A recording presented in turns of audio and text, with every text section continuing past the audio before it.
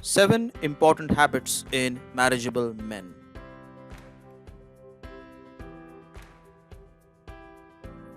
In my research on what makes marriages truly thriving marriages, I have interviewed several couples. And among those couples, almost all of them have said that the men in that marriage or the husbands in the marriage showed some important habits. Habits which were consistent and which were well aligned with their nature. What are those 7 habits?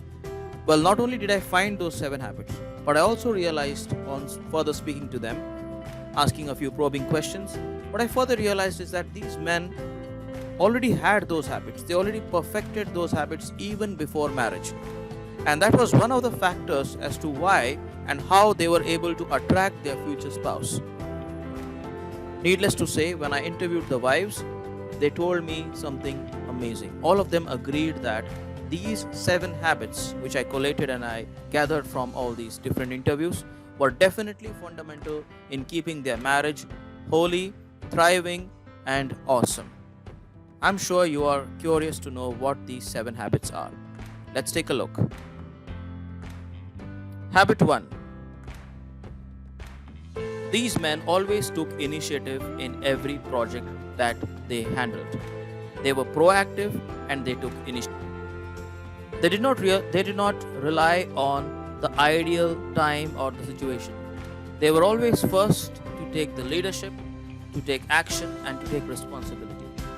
Whether it's their professional life or their personal life, they are the ones who always took initiative. They did not wait for someone to tell them to do things. They did things on their own. Now, they may not have always been like that, but when God's grace changes a person, God's grace begins to build on the nature of the person. And we realize that every man in these thriving marriages was able to take initiative. And that was one of the attractive Christ-like qualities in that man. So, taking initiative in projects was very important. Now, if you're a single man watching this right now, then it will be a wake-up call for all of us that it's always good to show initiative. This shows that you have courage, you have self-confidence, and you rely on the power and the grace of God. So from now onwards, if there is any project in your way, make sure that you don't rely on someone to remind you or chide you into doing it. Go ahead and do it with full energy, with full focus. So always take initiative. It makes a man truly a man. Number 2. Honors God in everything, whether he's alone or in company. It doesn't really matter whether the person is alone or in company of others. God is the first and always comes first in everything. What this actually translates into is, are you proud of who you are and what you do when you're alone and nobody's watching? If you are proud of who you are and what you do when you're alone and nobody's watching, that means that you're honoring God when you're alone. It's as simple as that. What are the type of media that you consume? What type of media do you consume? Especially when you're alone. And how do you behave when you're in company of others? Are your conversations God honoring? Do you have modesty of dressing? Do you have humility in your speech? All of this builds up in honoring God when you're alone or in company. And we have seen that marriageable men or those who have lived thriving marriages have always shown this quality. They are the same when they are alone and when they are in company. They do not exhibit two faces. Habit 3. He is honest in his professional life. What this means is that a Christ-centered man, a marriageable man, a person who lives a thriving marriage, always shows the habit of being honest. It doesn't matter whether he is rewarded for it or not. Being honest is not even a thing to think about. All around him, people may take undue advantage. They may try to fleece the company or maybe the partner. But a marriageable man never shows dishonesty in his professional life. He has gratitude for his professional life. He's thankful to God every day for his business or for his work, and he does his best. And when the time comes and when things are very much in his power to go ahead and take undue advantage, He doesn't seem to do that because one of his core values is loyalty and honesty. And so, his professional life, he works hard, he is known for his goodness and greatness, but he is never known for his dishonesty. And so, a man of God will always be honest because God is worshipped in your place of work. That's what he understands really well. Habit 4. He takes great care in keeping himself physically fit. The, the body is the only place that he lives in. He realizes this to the core and takes great pain in exercising, eating moderately, not indulging in sensual appetites, so that he keeps his body fit. Now, what's the purpose of keeping a fit body? It's not to show off your six packs to the world. It's not to show off how fit and strong you are. The marriageable man keeps himself fit so that he can serve better. It's as simple as that. Whether it's his work, whether it's personal life, or whether it's the spouse that he's praying for, he keeps himself fit so that he can serve better. That's the only reason he does it. Also, it is his way of giving gratitude to God. And so he takes great care and moderation in his diet, in the kind of company that he keeps, and he makes sure that he doesn't indulge in any sensual appetites like gluttony or drunkenness. Takes care that he eats the right stuff and keeps himself fit for the kingdom of God. This has been a very clear sign, a very clear habit in many of the men that I've interviewed. Habit 5. Has an abundance mindset. Having an abundant mindset means not fretting over little things. When things go wrong, or when he is in a loss, or maybe in a financial setback, he doesn't go all over the place and throw things and express his frustration in any way. He knows that he is tapping into abundance all the time, and so when things go wrong, he is calm and composed. He tries to realize what went wrong and how he can avoid that or how he can fix it instead of fretting over it. Having abundant mindset also means that always planning to have more so that he can give more. He's not a person with scarcity mindset, doesn't fear riches, because riches come from the Lord and they are to be used for his service.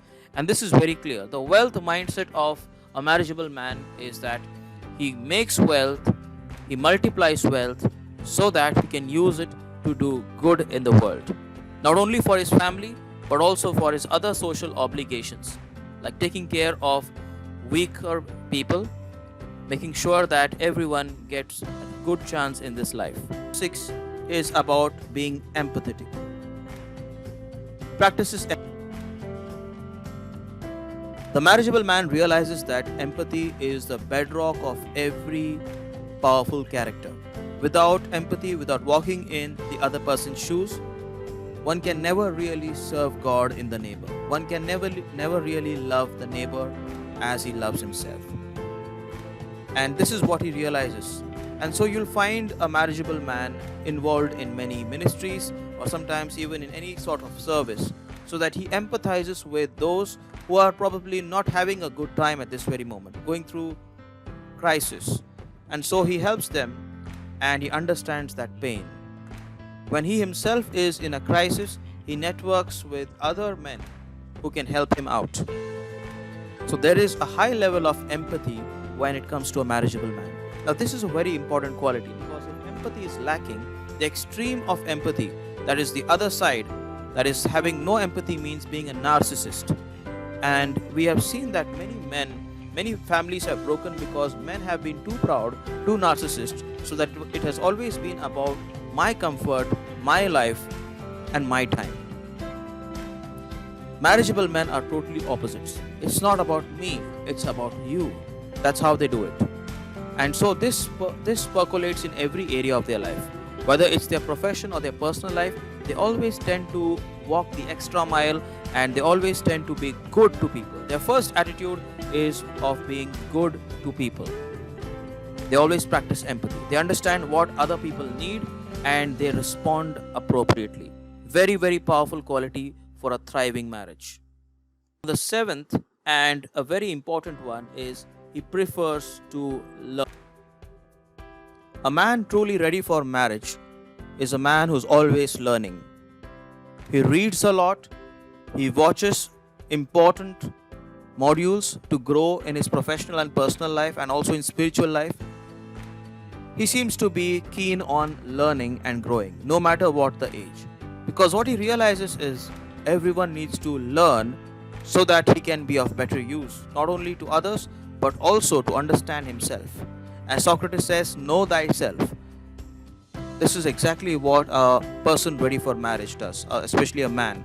What the man does is always wants to learn and find out what is it that is lacking in me, what are my strengths, what are my weaknesses, what areas can I capitalize so that I can build my marriage on it, so that I can make sure that I give a great life to my future wife and my children.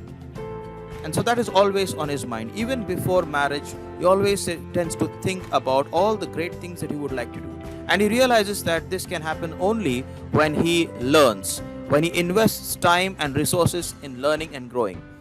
So, contrastingly, people who are not marriageable, men who are not marriageable, value entertainment to learning.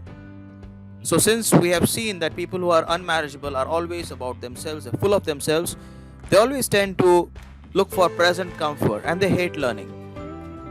But the marriageable men prefer to learn and grow, and they do not hesitate to make any investments in learning because they know that what they learn today will definitely help them tomorrow and help them to live a better life. So these were the 7 habits that we have seen in marriageable men.